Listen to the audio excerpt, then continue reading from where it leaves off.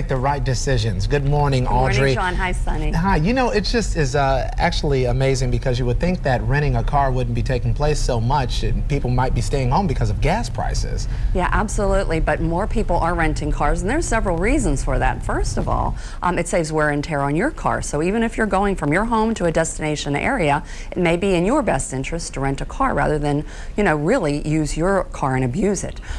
Also, you have to keep in mind that if you're going to a particular hotel, you're flying somewhere, you may want to take advantage of the shuttle services that they use. So you really have to weigh the pros and cons as to whether you want to rent a car or you want to use your own car or a vehicle that perhaps a hotel would be able to shuttle you around. Right. Obviously, if you're going to a bigger city like New York where mass transit or taxis are readily available, maybe that's not an option. But a lot of people go to places to visit families, Audrey, where maybe they need to get there are miles between the destination points. So how do you get there if you're flying into the airport? How do you get that process moving a little more quickly than it normally does? Well, my advice is always go online and check the prices and check the information, do everything ahead of time, do your homework ahead of time.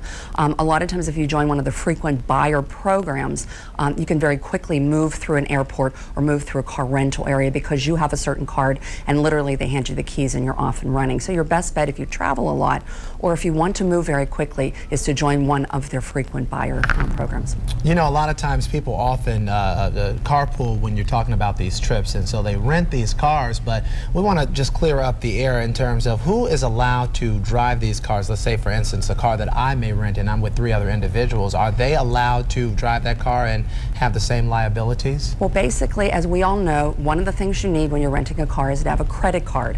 And so whoever's credit card is being used is the one that's responsible. You're allowed to have your spouse drive the car for no additional cost, and he or she is also covered on that because of the credit card.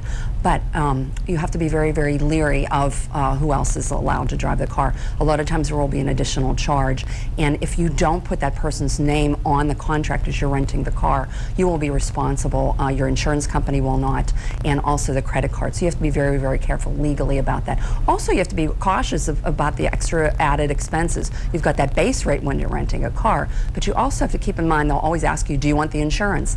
Most people, probably 90%, should reject it because you are covered through your auto insurance and also through the credit card. And also they're going to ask you if you want the gas plan. Well, definitely don't do that because it's much, much cheaper to fill up at the pump as you're dropping the car off. And that 10%, Audrey, that should consider getting the insurance, who would that be? Well, that would be people who, if you're renting an expensive car, luxury cars are not covered, and also if your credit card company, for whatever reason, is not covering you, or you have a very, very basic insurance rate for your car, and you would also not be covered. So you really need to check the policy and see if it's on there. Great. Useful information, as always. Dr. Audrey Gusky from Duquesne University. Audrey, thank you very much. And Audrey's with us every Tuesday for